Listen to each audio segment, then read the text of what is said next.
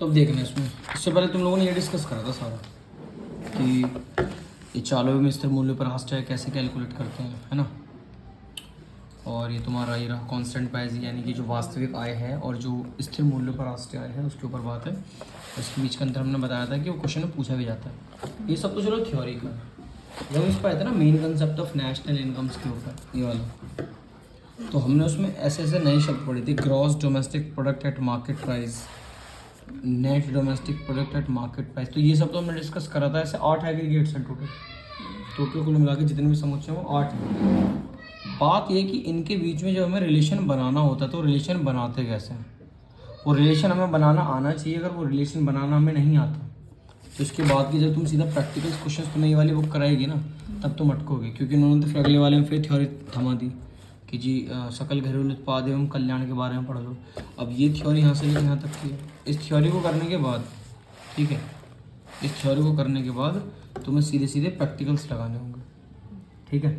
और प्रैक्टिकल्स इनको शुरू करने से पहले, इन मेथडों को शुरू करने से पहले हमें पहले ये सीखना पड़ेगा कि वो जो 8 एग्रीगेट हमने पढ़े हैं, जीडीपी एट एमपी या जीडीपी एट एफसी, इस प्रकार के शब्द पढ़े हैं, उनके बीच में किस प्रकार से रिश्ते बनते हैं, ठीक। तो पहले इसको निपटा लो कि सकल घरेलू उत्पाद एवं कल्याण होता क्या है। तो सकल घरेलू उत्पाद आर्थिक समृद्धि का एक उचित माप हो सकता है। आर्थिक समृद्धि का मतलब होता है कि आप कितनी तरक्की कर रहे हैं, आपका देश कितनी तरक्की कर रहा है, इसके ऊपर। परंतु ये लोगों के कल्याण का उचित माप नहीं है। ये बात बिल्कुल सही है। कई बार ऐसा होता है कि देश में तरक्की दिखाई दे रही है कि देश की जो जीडीपी है वो लगातार, इसको जीडीपी कह देते हैं ना, ग्रॉस डोमेस्टिक प्रोडक्ट, जो देश का सकल घरेलू उत्पाद है वो तो लगातार बढ़ रहा है, लेकिन सही मायने में कौन कितना बढ़ रहा है ये पता नहीं चलता। सही है, हम 4 लोग हैं, अगर हम चारों की इनकम जोड़ी जाए, मान के चलो हम तो कमाते हैं कोई 5,000, कोई 6,000, कोई 4,000, सुमित भाई कमाते हैं लाख रुपए, है ना। तो ये ऐसे ठीक है, लाख रुपये मेरे से कमा रहे हैं, ठीक है। तो सुमित भाई का अर्निंग है लाख रुपए, ठीक है। और हमारी दीदी की होगी, चलो उसने कहा कि भाई 10,000 रुपीज़ मेरी भी सैलरी है, हम दोनों का 8,000 रुपये हम भी कमा लेते हैं। तो चारों को जोड़ो, देखो मैं तुम्हें जोड़ के दिखाता हूँ। क्योंकि पता क्या होता है, जब हम किसी चीज़ का औसतन निकालते हैं ना, तो औसत निकालते टाइम कैसे होता है देखना ध्यान से। लाख रुपए ये भाई सुमित की सैलरी, 10,000 रुपये हमारी दीदी की सैलरी, और 16,000 रुपये हम दोनों गरीबों के, ठीक है। 1,26,000 हो गए, डिवाइड बाई 4। तो ऑन एन एवरेज जो महीने का एवरेज निकल के आ रहा है, जो महीने का एवरेज निकल के आ रहा है वो कितना आ रहा है, 31,500, ठीक है। अब 31,500 की मजे तो ये ले सकता है। अगर कोई बोले कि आप अपना एवरेज तो खर्च कर सकते हो ना, तो सुमित भाई तो पक्के खर्च करें। कितने खर्च करें, 31,500 ये लो, हम पे तो पैसा है, पर सही मायना नहीं दिखाई दिया ना ये, है ना। तो औसतन क्या होता है ना कि अब प्रॉब्लम ये कि ये जो बीच का अंतर बढ़ा ना, गरीब और अमीरों के बीच का अंतर, वो इस चीज़ को ऊपर वो भरने नहीं देता। अमीर और अमीर होते जा रहे हैं, गरीब और गरीब होते जा रहे हैं। तो जब देश की राष्ट्रीय आय निकालते हैं तो उसमें अमीरों का योगदान ज़्यादा दिखाई देता है, ठीक है। तो सही मायना नहीं है कि जो सामाजिक कल्याण हो रहा है वो एकदम सही मायने में भी हो रहा है, या फिर बस वो बेवकूफ़ बनाया जा रहा है। तो सकल घरेलू उत्पाद का वितरण यानी कि कैसे होता है, यदि सकल घरेलू उत्पाद में वृद्धि हो रही है तो यह आवश्यक नहीं है कि इसके फलस्वरूप कल्याण में भी वृद्धि हो। हम कहते हैं जी हम हर साल जीडीपी हमारी बढ़ रही है, अच्छी बात है, होना भी चाहिए, एक देश के लिए ज़रूरी है, देश विदेश में अपनी छवि बनाने के लिए बहुत ज़रूरी है। लेकिन इस बात का कोई अंदाज़ा नहीं लगाया जा सकता कि उसकी वजह से कल्याण भी होगा, यानी कि सामाजिक कल्याण भी साथ में हो रहा है। यह संभव है कि सकल घरेलू उत्पाद में हो रही वृद्धि कुछ लोगों तक ही सीमित रहे तथा अन्य लोगों की यह आय कम हो जाए। तो सुमित भाई लाख रुपए, 10,000, 8,000, 8,000, तो सुमित भाई के लिए तो बहुत बढ़िया है भाई, वाह क्या बात है, मज़ा आ जाए, क्योंकि जब जेब में पैसा होता है ना तो मज़ा आता है। यदि ऐसा हुआ तो आय का वितरण समान नहीं रहेगा, अमीर और अमीर हो जाएगा, गरीब और गरीब हो जाएगा। ये वाली बात पाई थी। तो ये अंतर जो है सकल घरेलू उत्पाद के लिए थोड़ा सा सही मायना नहीं दिखाता। उदाहरण के लिए मान लीजिए कि वर्ष 2008 में किसी काल्पनिक देश में 100 व्यक्ति थे और उनकी प्रति व्यक्ति आए थे 10 रुपये, अतः देश का सकल घरेलू उत्पाद था 1,000 रुपये, ये माना गया है। मान लीजिए कि वर्ष 2018 में उस देश में 90 व्यक्ति प्रति व्यक्ति आय 9 थी और शेष 10 व्यक्तियों की प्रति व्यक्ति आय 20 थी। मान लीजिए कि वस्तु और सेवाओं की कीमत में दोनों की अवधियों में कोई परिवर्तन नहीं हुआ। अब देखो 2008 में प्रति व्यक्ति आय कितनी थी, 10 रुपये, सकल घरेलू उत्पाद था कितना, 1,000, यानी कि 100 × 10 करोगे तो 1,000 आ जाएगा। 2018 में 90 लोग हो गए 10 लोग तो ऐसे हैं, यानी कि 90 लोगों की आय तो है प्रति व्यक्ति 9, बचे हुए 10 की कितनी है 20, ठीक। तो उनको जब हमने एडलेस कर तो कितना निकल गया है 10,010 निकल का है।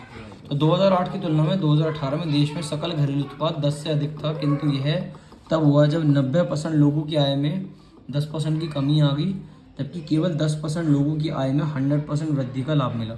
मतलब समझो क्या कह रहा है वो। पहले सब लोग 10-10 रुपये कमाते थे ऑनलाइन पे, 100 के 100 लोग, हर व्यक्ति 10 रुपये कमाता था। 10 साल के बाद 90% लोग तो 9 रुपये कमाने लगे, यानी कि उनकी आय कम हो गई, और 10% 20 रुपये कमाने लगे, उनकी आय दोगुनी हो गई। तो जब अमीर और बढ़ जाता, मान के चलो कि एक से एग्जाम्पल मैं तुम्हें बताता हूँ, हमारी सैलरी 100% से बढ़ जाए तीनों की, सही है, मेरी 16,000, 16,000, 20,000, उसकी बढ़े मात्र 20% ही, हमारी बढ़ी 100%, उसकी बढ़ी 20%, देख लो, उसका 20% भी हमारे से ज़्यादा बैठता है।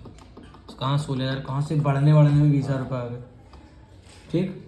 अब ऐसा हो जाए कि मान के चलो कि उसकी अर्निंग लाख है, उसकी 5 लाख हो जाए महीने की, है ना, ये 10,000 कमा रही है, हम दोनों 6,000 रुपये आ जाए और गिर गए। तो अब देखो, अब तुम्हें लगेगा तरक्की हो रही है। सुमित भाई उठा रहे हैं 5 लाख रुपये महीना, सही है, हमारी दीदी उठा रही है सेम, अभी भी 10,000 रुपये पे हैं, और हम आगे दोनों 6,000 रुपये, 6,000 यहाँ, 6,000 यहाँ, ये आ गया डिवाइडेड बाई 4, 1,30,500 बढ़ गया ये। पहले कितना था, पहले था 31,500, अब कितना 1 लाख, पहले थे 31,500, अब 1,31,500।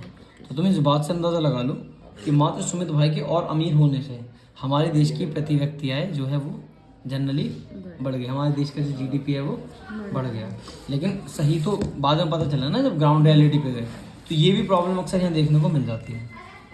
फिर इसमें एक सेकंड पॉइंट पढ़ा था, गैर मौद्रिक विनिमय, यानी कि नॉन मॉनेटरी एक्सचेंज। ये मजाक होता हमारे साथ, देखा, अब वीडियो नहीं दोबारा बनानी पड़ेगी, तो यहाँ से करते हैं इसको, दोबारा से करते हैं क्योंकि तुमने तो सुन लिया, ठीक है।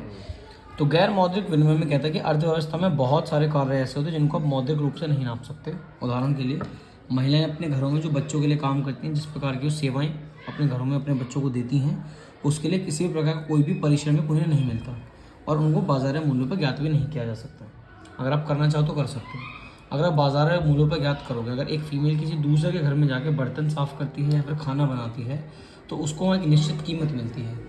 लेकिन वही काम अगर वो अपने घर के लिए करती है तो उसमें उसका कोई लालच छिपा नहीं होता।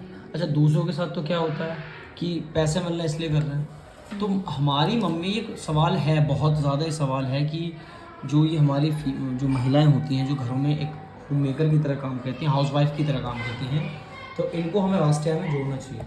कुछ लोग इसका अगेंस्ट है कि नहीं जोड़ सकते। आप कैलकुलेट ही नहीं कर सकते कि एक आपकी मम्मी आपके लिए किस एफर्ट तक के लिए काम कर सकती है। अगर आप किसी के यहाँ जाके काम करते हो तो आपका एक फिक्स टाइम होता है, लेकिन एक हाउस वाइफ या हमारी मम्मी है 24 घंटे हमारे लिए एक्टिव रहती है, हमेशा रात के 2 बजे दिक्कत है, उठ के तैयार है। तो ये सवाल आया था कि ऐसा क्यों हो सकता है कि आप जानते कि इसका एक जवाब था लव एंड अफेक्शन, यानी कि हमारे प्रति जो उनका प्यार और ममता होती है उसकी कोई कीमत निर्धारित नहीं की जा सकती, इसीलिए हम उनको राष्ट्रीय आय में नहीं जोड़ते, यानी कि गैर मौद्रिक ये कार्य है। इस प्रकार अनौपचारिक क्षेत्र यानी कि इनफॉर्मल सेक्टर में आज भी वस्तु विनिमय प्रणाली प्रचलित है, यानी कि आज भी लोग वस्तु के बदले में वस्तु, गाँव देहात में चले जाओ, सही है, तो हम लोग क्या करते हैं, चीज़ के बदले में चीज़ लेके अपना लेन देन कर लेते हैं। अब से एग्जांपल मुझे याद है, अभी हमारी एक मौसी की बात आई थी, हमने गेहूँ खरीदे थे साल की शुरुआत में, तो उन्होंने क्या करा कि जैसे अब गेहूं को दलवाना पड़ता है, मतलब उसको आटे में कन्वर्ट करवाना पड़ता है, कभी दलिया बनवाना पड़ता है भैंसों के लिए, हमारा बनता है, ठीक है, तो हमें तो पता है। तो उन्होंने क्या कराना कि चक्की वाले को ना सीधा गेहूं दे दिए साल भर में, पैसों की जगह। भाई गेहूं बेच के वो पैसे दे सकती थी, नो डाउट, बट उन्होंने क्या करा ना कि यार आज पैसे नहीं है, तो उन्होंने क्या करा कि सीधे उठा के उसके गेहूँ दे दिए, और जैसे वो बता दी कि हमने 2 क्विंटल गेहूँ उसको दे दिए। बाजारिक रूप पे 2 क्विंटल गेहूं की कीमत है 4400 रुपये, 4400, ठीक है। पर शर्त एक रहेगी कि जितने गल्ले हम पिसवाने जाएंगे तो पीसेगा और बिना 1 रुपये मांगे। तो अगले 1 साल तक अगर 50 गल्ले उनके यहाँ पिसने जाते हैं उन्हीं के घर से तो पीसेगा, 100 जाते हैं तो 100 पीसेगा, इस बात का कोई हिसाब नहीं लगेगा। तो उन्होंने वस्तु के बदले में वस्तु की बात कर ली, सेवा के बदले में सेवा की बात कर ली, लेकिन पैसे की बात नहीं करी। उसमें कोई एक व्यक्ति फायदे में हो सकता है तो नुकसान हो।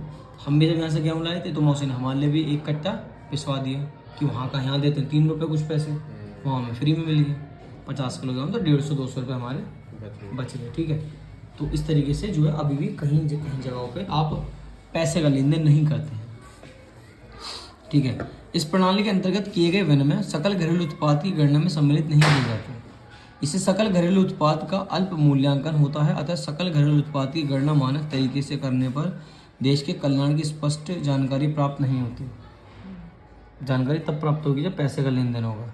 अब पैसे का लेन देन तो उन्होंने छोड़ा ही नहीं। बार्टर सिस्टम के अंदर ये जो वस्तु विनिमय यानी कि वस्तु का लेन देन, वस्तु के बदले में वस्तु, ये होता है बार्टर सिस्टम। अभी भी चलता कहेंगे जो मैंने बता दिया तुम्हें, तो उसको नहीं देते। फिर वो तो कुछ बाहर के कारण होते हैं, कुछ एक्सटर्नल रीजंस होते हैं। बाहर कारण से तात्पर्य किसी फर्म या व्यक्ति के लाभ अथवा हानि से है, जिससे दूसरा पक्ष प्रभावित होता है परंतु जिसे भुगतान अथवा दंडित नहीं किया जाता। उदाहरण के लिए मान लीजिए एक तेल शोधक संयंत्र है, जैसे कच्चा पेट्रोल का परिशोधन होता है, उसे बाजार में बेचा जाता है, किंतु उत्पादन के संचालन में तेल शोधन संयंत्र तटवर्तीय नदियों को भी प्रदूषित कर सकता है। बहुत तगड़ी बात है ये। अब सुन लेना, जो मानने वाली बात उसने कही है ना, उसकी बात सुन लो। ओके, पूरा पढ़ते हैं। इससे लोगों को हानि पहुंच सकती है जो नदी का जल उपयोग करते हैं, अतः उन उपयोगिता की कमी होगी। मछली प्रदूषण से मछलियां अथवा नदियों के अन्य जीवों को जीवन का खतरा हो सकता है। मछुआरों को नदी में मछली पकड़ने वाली आय से वंचित होना पड़ सकता है। तेल शोधन संयंत्रों द्वारा दूसरों पर डाले गए हानिकारक प्रभावों जिससे कोई लागत अदा नहीं करनी होती है बाह्य कारण कहते हैं।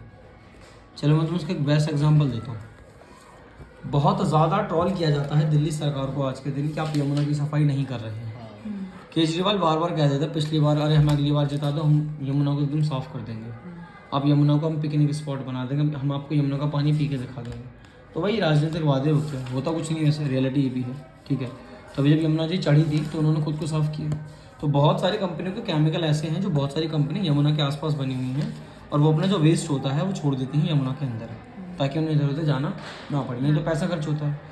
अब वो जो यमुना का वेस्ट होता है उससे ना इतना झाग पैदा हो जाता है, ऐसी काई सी जमा हो जाती है। तुमने देखा होगा शायद कभी इंस्टाग्राम रील्स वगैरह पे कि बहुत सारी ना काई जमा हो जाती है। ठीक है, और इनके कारण पर अभी तक बीजू नहीं रहेंगे। नहीं, अब साल 2 साल में फिर इलेक्शन हो जाएंगे, ये फिर वही की मतलब वोटों की भीख मांगेंगे, मुझे वोट दे दो, ये कर दो, वो कर दो।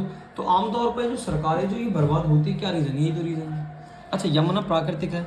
अब हमारी जो हिंडन नदी है, तुम बिलीव नहीं करोगे 1978 में ये हिंडन नदी, तुम्हें क्या लगता है अब ये हिंडन नदी अब इतनी सी रह गई है? ये हिंडन नदी यहाँ तक विजयनगर थाने तक बहती थी कभी, मतलब ये जिस क्षेत्र में बैठे हैं ना पूरा डूब जाता था कभी इसके अंदर, और ये सब रेतीली जगहों में बना हुआ है। ठीक, और आज के दिन नदी का, अब जब नदी चढ़ी थी तो नदी के अंदर मकान बने हुए हैं, नदी के अंदर मकान बने हुए जो मकान गिरे भी हैं। मतलब साफ साफ दिख रहा है कि नदी की जगह में लोगों ने मकान बना रखे हैं। वो भी सरकार की कमी रहती है। यहाँ पे पुश्ता बनना चाहिए था। पुश्ता ना एक समझ लो लिमिट होता है कि आप इसके इधर बना ही नहीं सकते। ठीक है, आप रोड पर जाओ पुश्ता बना हुआ है, ठीक है, तो उससे इधर आप बना ही नहीं सकते कि ये नदी का डुबाऊ क्षेत्र, आप इसके इधर जा ही नहीं सकते। और पुश्ता हमेशा ऊंचा करके बनाया जाता है। ऊंचा करके इसलिए बनाया जाता है ताकि अगर बाढ़ का पानी अगर आता है भी तो वो पुश्ते को पार ना कर सके और इधर के लोगों को खतरा ना हो सके। तो ये बाहर कारण है सारे। अब ये लोग क्या करते हैं, हरामजादे, ये लोग जो कंपनी का वेस्ट होता है वो तो डाल देते हैं यमुना जी में, मजाक है। अब यमुना जी में देखो बहुत सारे जानवर पानी पीते हैं। अब यमुना जी छोटी सी तो है नहीं, चलो शुरू में खत्म हो गई, ये हिंडन नदी भी जाकर आगे यमुना जी से कटी, यमुना जी में जाके मिल जाती है। और नदी है ये, नाला, नहर नहीं है। नहर तो नदी का मतलब है जो नेचुरल बनी है। सही, कभी नदी का शेप तुम्हें सीधा नहीं मिलेगा, नहरों का शेप सीधा मिल जाएगा बिल्कुल, क्योंकि नहरें बनाई जाती है, खोदी जाती है। ठीक है, द पॉइंट ये है कि वेस्ट उन्होंने डाल दिया यमुना जी में। जो लोग यमुना जी से खेती करते हैं उनकी फसल ख़राब हो रही है, जो जानवर उसमें पानी पीते हैं उन जानवरों की तबीयतें ख़राब हो रही हैं, जो यमुना जी के अंदर जो जीव जंतु रहते हैं उनकी जान को खतरा है। सही है, तो ना जाने कितने सारे नुकसान हैं जो प्राकृतिक रूप से लोगों को भी हैं और वैसे भी हैं। और इस बात का ना 1 रुपया नहीं भरते होंगे कंजड़। इस सरकारें पर ये लिटरली यही चीज़ तो बुरी सरकार होती है। अगर ये काम करना है तो लगना पड़ेगा, शायद सालों लग जाएं, 2-4 साल लग जाएं, और फिर ये बहुत सारे तरीके से अपनाने पड़ेंगे कि एक तो इसके आसपास ना कोई फालतू का कंस्ट्रक्शन ना हो, ताकि जो हमारी नदी है वो कभी सूखे ना। हिंडन को लोग नाला बोलने लग गए थे, तो गंदा पानी और ये गलियों का पानी भी ज़्यादा है ना। 1995 में चाचा बता रहे थे कि एक पत्थर इसमें फेंको, दिखता था, इतना साफ पानी था कभी, और यमुना जी का ही पानी इसमें छोड़ा जाता था। और अब तुम एक गुट पानी पी के देख सुमित भाई, सिगरेट में इतना नशा नहीं है जितना पानी में पति ऑल ब्लैक, ठीक है, वो गांजा ही बन जाएगा। हाँ, वो नहीं था कि गांजा फूक रहा है कि ये कौन सा, मतलब ये कौन सी काली वाली दारू पी रहा है। एक दारू पी, वो एक घूट मारा और भाई बंदा सेट, ये वाली बात है, ठीक है। यदि हम सकल घरेलू उत्पाद को अर्थव्यवस्था के कल्याण के रूप में माप लें तो वास्तविक कल्याण की अति मूल्यांकन प्राप्त होगा। तो फिर ये उसके बाद उसने जनरली बात कह दी, ठीक है। अच्छा, ये क्वेश्चन आजकल बड़ा आने लग गया, इसी के उस पर आधारित ये क्वेश्चन तुम्हारा रहेगा यहाँ पर। अरे जीडीपी की अवधारणा है, ये कंसेप्ट ऑफ ग्रीन जीडीपी। आजकल जब से अब कुछ इकोनॉमिस्ट ऐसे हैं जो अब जो कैलकुलेट करते हैं, जब आप सकल घरेलू उत्पाद देश की राष्ट्रीय आय कैलकुलेट करते हैं तो उसमें इस बात को भी दर्शाना चाहिए कि आपने ये जो हरित लिखा हुआ ना ग्रीन, आपने कुदरत कितनी खराब कर ली। आप तो अपनी चीज़ें पेड़ काट काट के बना के चीज़ें बना लेते हो, उसकी वजह से प्राकृतिक नुकसान कितना हुआ है उसको कीमत में नापने की कोशिश की जाती है। सकल घरेलू उत्पाद की गणना करते समय पर्यावरण के प्रदूषण एवं प्राकृतिक संसाधनों के शोषण की ओर कोई ध्यान नहीं दिया जाता। यानी कि आप प्रकृति को गंदा कर रहे हैं, प्राकृतिक संसाधनों का शोषण कर रहे हैं, यानी कि उन्हें खराब खर्च कुछ भी कर रहे हैं, उनकी कोई बात नहीं करते। बस इंसान को क्या कमाना है, पैसा कमाना है। एक बेस्ट एग्जांपल तो मैं दे सकता हूँ जो कसम से मुझे निचोड़ता बुरा लगता है मेरे को। अगर हम ऑनलाइन सक्सेस होते हैं ना, मैं पर्सनली गाँव में रहना चाहूँगा, मैं नहीं रहना चाहता, ठीक है। रीज़न क्या है, इतना पैसा हो जाए कि गांव रोड के आसपास के जितने भी खेत हैं ना सब खरीद लो भाई, सब ना प्लॉट काट रहे हैं उसमें। जो खेत हमें जीवन देता है, जो खेत हमें अन्न देता है ना, जो खेत हमें पर्यावरण देता है, जो हमें कुदरत से जोड़ के रखता है, ये लोग उसमें क्या कर रहे हैं। हाँ, जैसे मान एक एग्जांपल में तुम समझाते हो, मान के चलो 10 बीघे का खेत है, 10 बीघे का मतलब हो जाता है तुम्हारा ऑन एन एवरेज 10,000 गज। उस 10,000 गज को आपने खरीद लिया, से एग्जाम्पल 10 लाख रुपए बीघा है, यानी कि 10 लाख रुपए में आपको 1,000 गज जगह मिल जाएगी। इन्होंने सामने वाली पार्टी को 15 लाख रुपए दे के जगह खरीद ली, यानी कि 1500 रुपये गज में उस जगह को खरीद लिया। 1.5 करोड़ रुपये में वो जगह इनकी आ गई। अब क्या कर रहे हो, उसमें प्लॉट काट रहे हैं 10,000 रुपये गज के, 15,000 रुपये गज के। 1500 रुपये में खरीद के 15,000 रुपये गज का ये प्रॉपर्टी काट देते हैं, तो 10 गुना फायदा हो गया। तो यानी कि 1.5 करोड़ की प्रॉपर्टी को लगता है कि 15 करोड़ तो में बिकेगी, बट हम कहते हैं 10 करोड़ में बेच दी, मुनाफा कमा गए। लेकिन इस इंसान को ना इस बात का फर्क ही नहीं पड़ता कि हमारे खेत खलियान खत्म हो रहे हैं। अगर आपके खेत खत्म हो जाएंगे, इस पैसे को धर के चाटोगे। इस कॉलोनी का पानी लगातार नीचे गिरता जा रहा है, पेड़ नहीं है यहाँ पे, और लगाओ तो अरे इसमें तो होंगे ही ना। और मैं कह रहा हूँ पेड़ पत्थरों में हो जाते हैं यार, दीवारों में हो जाते हैं, हल्की सी मिट्टी भी चाहिए तो एक्सक्यूजेज नहीं। तो इनकी कोई बात नहीं करता कि संसाधनों को शोषण हो रहा है, फिर प्रकृति खराब हो रही है। यदि जीडीपी के बढ़ने के साथ साथ प्रदूषण भी बढ़ता है तो जीवन की गुणवत्ता कम होती है, जो हम लोग देख भी रहे हैं। इस प्रकार को जीडीपी में वृद्धि के साथ प्राकृतिक संसाधनों का बहुत अधिक शोषण होता है तो जीडीपी में वृद्धि भ्रामक होगी। जीडीपी के ऐसे अनुमान की जो इन दोनों स्थितियों को ध्यान रखते हुए गणित किया जाए उसको ग्रीन जीडीपी कहते हैं। यानी कि आपको तरक्की भी करनी है, लेकिन आपको संसाधनों का ना ही सिर्फ शोषण करना, उनको बचाना भी है, ठीक है। और ये जो प्रकृति की आपकी वजह से जो प्रकृति प्रदूषित हो रही है, ठीक है, आपको उसका भी ध्यान रखना है। जब इन सब की गणना एक साथ की जाएगी तब वो बनता है हरित जीडीपी की अवधारणा, ठीक है। तो ये थ्योरी यहाँ तक रहेगी, स्टार्टिंग वाले दोबारा शूट कर लेंगे, कोई दिक्कत नहीं है। इसके बाद अब तुम सीखोगे यहाँ पे वैल्यू एडेड मेथड, यानी कि उत्पादन विधि, ठीक है।